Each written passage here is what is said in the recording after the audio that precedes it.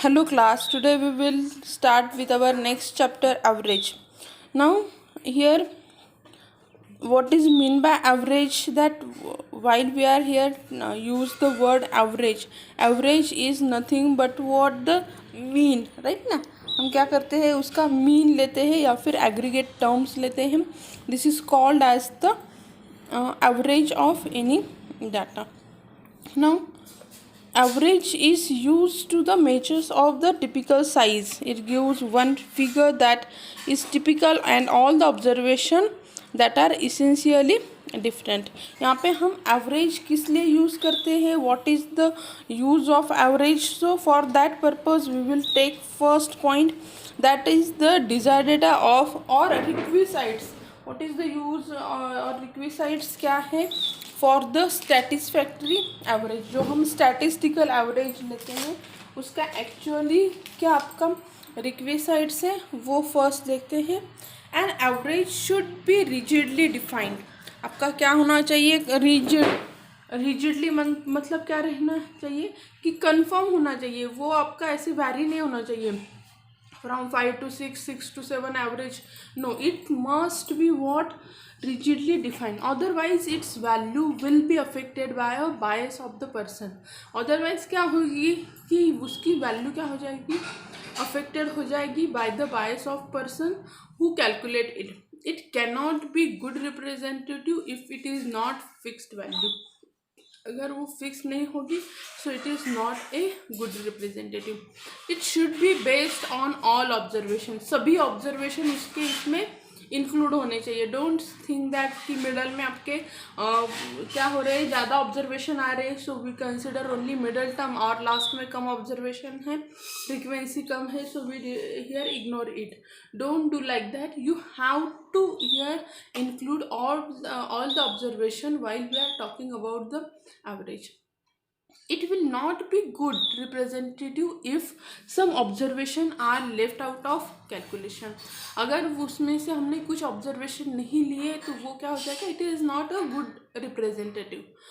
It should be easy to calculate and easy to understand. If the calculations require tedious mathematical process, it will not be understood by many and its use will be limited. यहाँ पे क्या हो जाएगा कि it should be easy to calculate and easy to understand, right ना. ये क्या होना चाहिए, easy to calculate होना चाहिए and easy to understand भी होना चाहिए.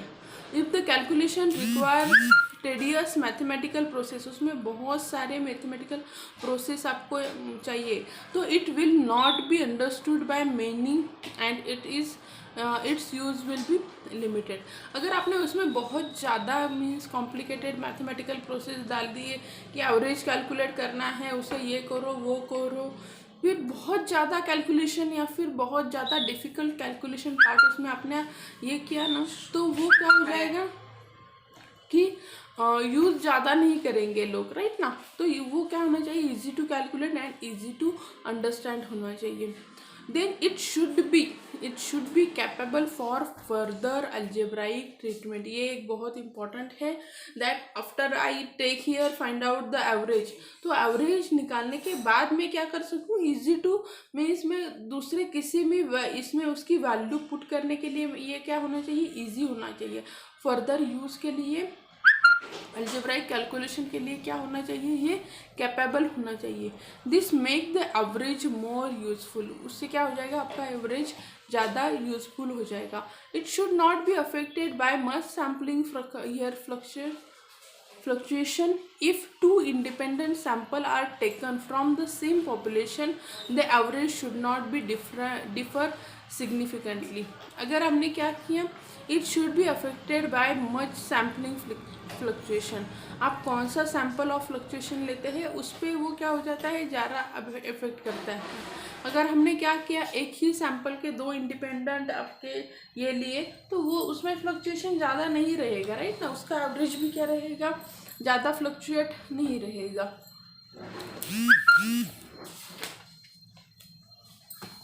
नेक्स्ट पॉइंट है, it should also remember that average should be expressed in the same unit as in the series given.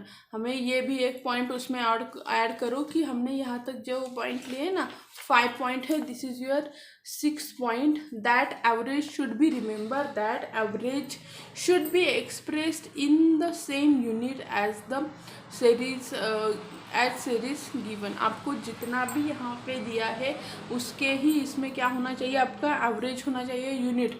मैं किलोग्राम में ले रही हूँ तो मेरा एवरेज भी किलोग्राम में ही आ जाएगा, वो आपका ग्राम में नहीं आएगा। Okay, that is, if the height of 50 children is in centimeter and the average is 130, then it should be written as 130 centimeter. If the average here income of the 100 family given is 100 rupees, then the average is 30, then obviously average should be expressed as a 30 into 100 rupees or 3000. Now next is type of the average, which are the types of average. Okay, types क्या क्या है हमारे average के। First type हम देखते हैं, first type is arithmetic average और mean. ये हमें सबको पता है कि how to calculate the mean, हम मीन बहुत बार इजीली कैलकुलेट कर देते हैं। ओके, सेकंड है geometric mean and third is what, arithmetic mean. उसी के मीन में ही हम क्या करेंगे, मीन का ज्योमेट्रिक मीन, अरिथमेटिक मीन, ये सारे कैलकुलेट करेंगे। ये क्या है, आपके मैथमेटिकल एवरेज है। Okay, which are this mathematical average, there are 3 mathematical average.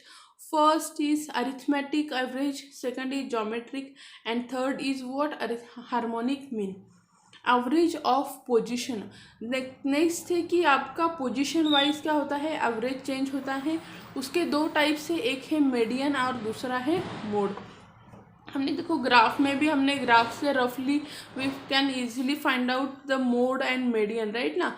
हमने मीडियन देखा है, मोड देखा है। Now we see in briefly that how to calculate mode and how to calculate the median, okay, by using here by doing the arithmetic calculations, right now first thing is arithmetic mean. What is mean by arithmetic mean, that sum of all observation, यहाँ पे ये आपको याद रखना है कि sum of all observation divided by the number of observation. Okay, sum of all observation divided by number of observation means क्या है कि if there is x1 x2 xn are the your total number of observation, तो divide क्या करना है, कितने observation है, 1 2 3 up to n है, तो डिवाइडेड बाय n करो, you will get the mean. This x bar is क्या है, आपका मीन। आप यहाँ पे क्या करोगे, मीन की यहाँ पे डेफिनेशन ऐसे भी लिखो कि क्या आ जाएगा आपका, sum of all observation divided by क्या आएगा आपका, number of observation. Okay, sum of all observation divided by number of observation, ये क्या है आपका, this is nothing but your mean. Okay, now next, in a batch of 10 students, the marks obtained by them in statistics in a test are given here as follow. Calculate arithmetic mean of the marks. Marks are given here 7 8 5 6 5 5 4 6 and 7. So what we do, we want to here calculate arithmetic mean. So first what I do, I add all these observations, 7 plus 8 plus 5 plus 6 plus 7 plus 5 4 6 and 7, और then मैं count करूँगी कितने number of observation है, 1 2 3 4 5 6 7 8 9 and 10. There are 10 number here total observation, so I divided by 10. Add all these number 7 8, तो यहाँ पे मुझे क्या मिलेगा, addition of all numbers are 60. 60 divided by 10. So what is mean? Mean is equals to this x bar is nothing but what, mean. This mean is equals to what here, 6 marks. Okay, by means हम क्या करते हैं, ऐसे आपके observation calculate करते हैं। Mean for discrete distribution, discrete distribution के लिए देखो कैसे करते हैं। डिस्क्रीट डिस्ट्रीब्यूशन में क्या रहती है ना, आपके यहाँ पे आपको क्या दिए थे, खाली मार्क्स दिए थे, राइट ना। अगर मुझे marks plus number of students दोनों भी दिए रहेंगे, then how I calculate the mean of any data. Now we will here take this examples on pages that how to calculate here mean of discrete data.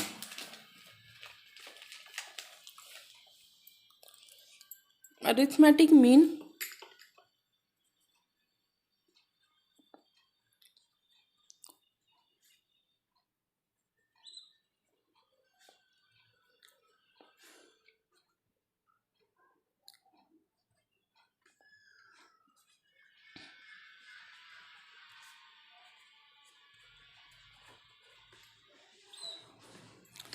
okay, if a variable x taken, मैं directly लिखती हूँ, suppose हमारा x1 x2 up to xn ये क्या है, आपके variables हैं, okay. और इस वेरिएबल्स की फ्रीक्वेंसी मुझे दी है f1 f2 up to fn, okay. These are the frequencies. So x bar is equals to f1 x1 f2 x2 plus up to fn xn whole term divided by the frequency f1 f2 up to fn, okay, which is equals to summation of f of x divided by summation of f, this is your x bar, okay. So by this way we can calculate here ये summation of f is nothing but the number of frequencies रहेगी, this is nothing but number of frequency. We will take one example so concept is very clear to you.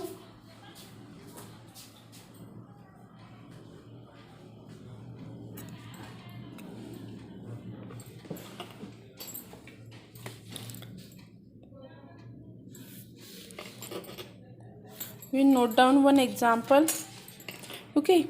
Always remember this formula, how to calculate here mean. This is nothing but what your mean, how to calculate mean by using here for the discrete data के लिए हम कैसे calculate करते हैं।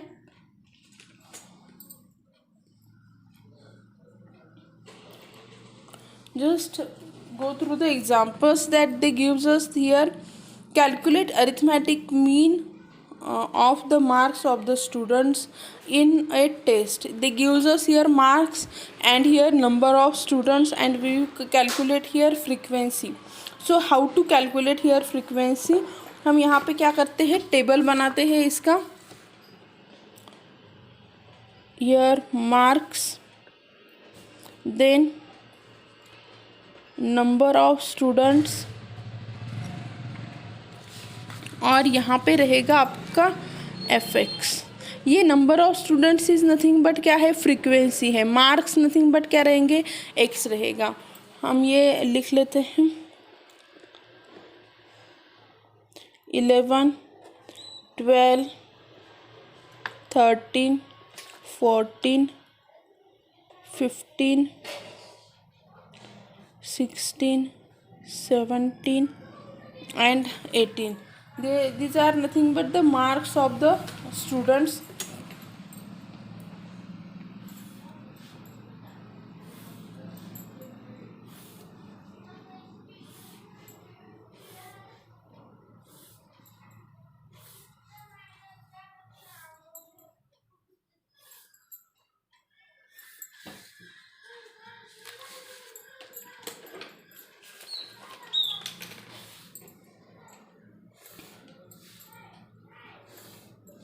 Okay, so frequencies are already given to us, that 5 8 10 12 13 6 4 and 2, okay. So यहाँ पे क्या आएगा, this is last table for the total, I forgot to make okay, here is F x मतलब क्या रहेगा यहाँ पे एफ इंटू हमें एक्स निकालना है. सो 11 into 5 55. Here 12 into 8 96, then 13 130, 14 into 12 is here nothing but 168, 15 into 13 here 195, 16 into here 696, 17 into 4 is equals to and 18 into 2 36. Now what we do, we add. Addition हम कैसे लिखते हैं, इस सिंबल से. This symbol is for addition. Summation of F is equals to, add करो सभी F here 5 + 8 + 10 + 12 + 13 + 6 + 4 + 2. तो ये क्या आ जाएगा 10 10 20 30 40 40. This is your 50 50 60 68. ये आपके टोटल कितने आ जाते हैं 60 आपका टोटल आ जाता है. यहाँ पे भी इन सब की टोटल करो. If you do the total you will get here 844. This is nothing but your summation of F X is equals to 844. ये जो हम लास्ट में करते हैं ना, ये सबकी टोटल इसे कहते हैं समेशन. ये जो सिंबल हम लिख रहे हैं ना, समेशन कहते हैं इसको. आपके लिए मैं लिख के देती हूँ. इससे जो है ना, इसे कहते हैं समेशन. समेशन मतलब क्या करते हैं, जितने भी नंबर से उन सब की एडिशन. यहाँ पे भी जितने नंबर है उसकी एडिशन. सो मीन के लिए फॉर्मूला क्या है, mean is equals to X bar is equals to क्या है हमारा summation of F of X divided by summation of F, which is equals to summation कितना आया है एफ एक्स का समेशन है 844. What is the summation of F, summation of F is 60 which is equals to. Now यहाँ पे आपको क्या है, you can use the calculator. Okay, calculator का यूज़ करके आप इजीली क्या कर सकते हैं, यहाँ पे कैलकुलेशन यूज़ कर सकते हैं. So calculation is 14.7. नाउ देखो यहाँ पे हम एक्स बार की बात कर रहे हैं, राइट ना. This is the mean and number of students जो भी हैं आपके, वो कभी भी आपका क्या नहीं आएंगे, पॉइंट में नहीं रहेंगे. तो इसे हमेशा क्या करना है, राउंड ऑफ करके लेना है. X bar is equals to what, sorry हम मार्क्स के लिए एवरेज निकाल रहे हैं ना एक्स के लिए. तो एवरेज क्या आ जाएगा आपका, यहाँ पे लास्ट में लिखो एवरेज मार्क्स आर 14. लास्ट में यहाँ पे कंक्लूजन स्टेटमेंट लिखो. देखो इस टाइप से हमने क्या किया है, एवरेज निकालना है. एग्जाम्पल फिर से अच्छे से देखो. इस टाइप से आपको क्या करना है, एग्जाम्पल्स को सॉल्व करना है. Okay, now they gives us lot of example to us for practice. that in November देखो 16 में they ask one example that the following are the distance traveled by villagers to buy their weekly requirement from the weekly bazaar. Okay, kilometers traveled and the number of villagers are given to us. Now we have to calculate what, find the arithmetic mean of the distance traveled. We calculate here arithmetic mean. So how we calculate arithmetic mean, kilometer traveled, number of villagers and here fx. First यहाँ पे देखो kilometers they gives us, frequency already give to us. हम क्या करेंगे, यहाँ पे इन दोनों का मल्टीप्लिकेशन करेंगे, वो हमारा एफ एक्स का टेबल रहेगा. Okay, and then calculate. ये जो एफ है ये क्या है मेरा, दिस इज़ मेरा समेशन एफ है. और जो मैंने एफ एक्स के नीचे इसकी टोटल निकाली है, this is nothing but summation of F X, right ना. ओनली सब्स्टिट्यूट करो. फॉर्मूला क्या है मेरा, X bar is equals to summation of F X divided by F. क्या है एफ एक्स का summation, here 1149 divided by here 400. यहाँ पे क्या आ जाएगा 2.87 किलोमीटर्स पर आवर. तो ये आपका क्या आ जाएगा, मीन आ जाएगा, राइट ना. पर अभी हमने जो अब तक निकाला है ना, ये डाटा कैसा है, डिस्क्रीट है. डिस्क्रीट मतलब क्या है, हर एक नंबर अलग अलग दिया हुआ है. नेक्स्ट जो टाइप है, नेक्स्ट टाइप है arithmetic mean for continuous distribution. Continuous distribution मतलब हम जो क्लास इंटरवल में लेते हैं ना, उसे क्या कहते हैं, कंटिन्यूअस डिस्ट्रीब्यूशन। ओके, तो जब भी आपके यहाँ पे ऑब्जर्वेशन यहाँ पे 0 to 10, 10 to 20, 20 to 30, इसे क्या कहेंगे हम, कंटिन्यूअस डिस्ट्रीब्यूशन। जब आपको ऐसे नंबर्स में दिया रहेगा, देखो 1 2 11 12 13, these are the discrete. Discrete मतलब क्या है कि हम उसे सेपरेट कर सकते हैं, एक दूसरे पे डिपेंड नहीं है, दूसरा पहले पे डिपेंड नहीं, these are the discrete number, right ना। और सेकंड जो है वो कैसा है, कंटिन्यूअस है, मतलब 0 to 10 है, 10 to 20 है, 20 to 30, 30 to 40, इसे क्या कहते हैं, continuous distribution. They gives us here number of families, okay, and we want to calculate the values. यहाँ पे फर्स्ट टेबल लिख लो, हम क्या करेंगे यहाँ पे उसको कैलकुलेट करेंगे, how to calculate here such values।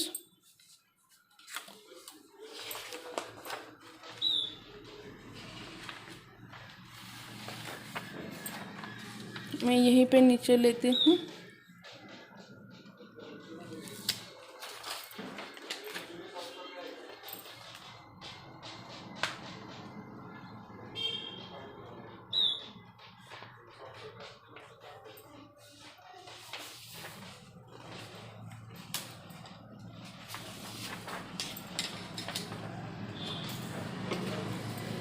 Here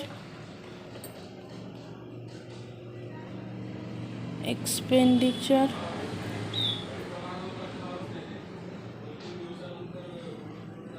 thousand, then number of families,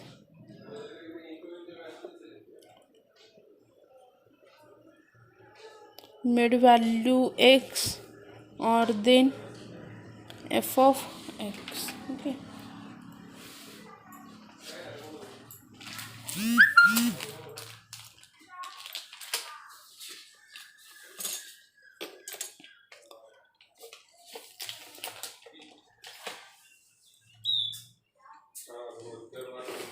okay, यहाँ पे 0 to 10 है, देन 10 to 20 है, 20 to 30, 30 to 40, 40 to 50, and last का एक टेबल है टोटल, ओके।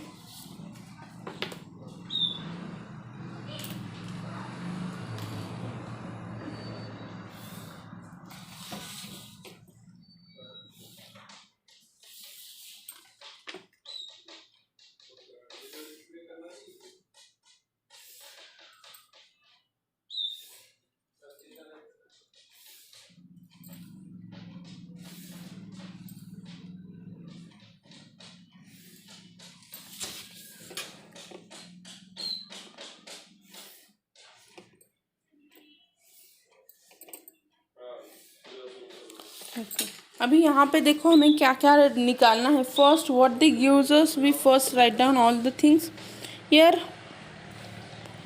14, 23, 27, 21, 15, इन सब की आप टोटल करोगे, टोटल करो, टोटल इज़ 100।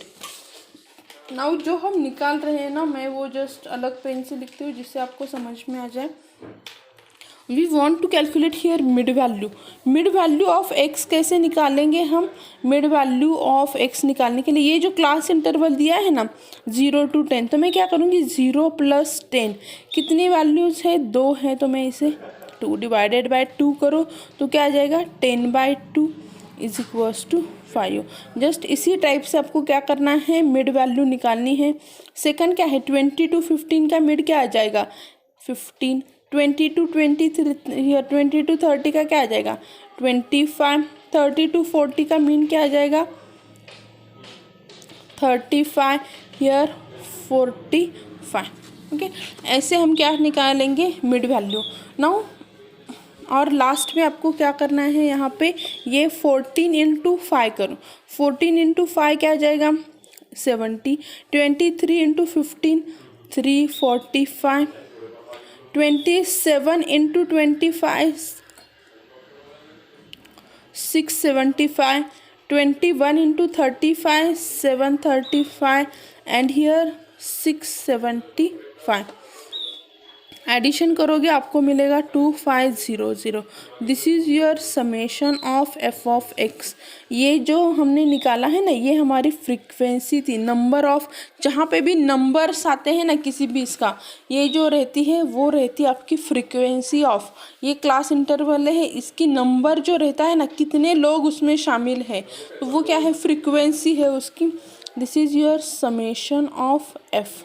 ये क्या है आपका समेशन ऑफ एफ है. तो हम कैलकुलेट करते हैं कि mean X bar is equals to, क्या आएगा आपका यहाँ पे, X bar is equals to summation of F of X divided by summation of F, which is equals to क्या रहेगा, summation of F of X आया है 2500, ये है आपका 100. मीन कितना आ गया, X bar is equals to 21. Last में आप उसको लिखोगे, एक्सपेंडिचर का मीन है ना, तो यहाँ पे लिखो एवरेज एक्सपेंडिचर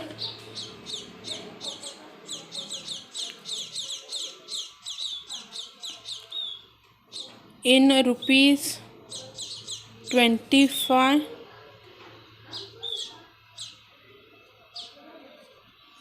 इन 1000. जो लिखा गया है उसे आप क्या करोगे, लिखोगे.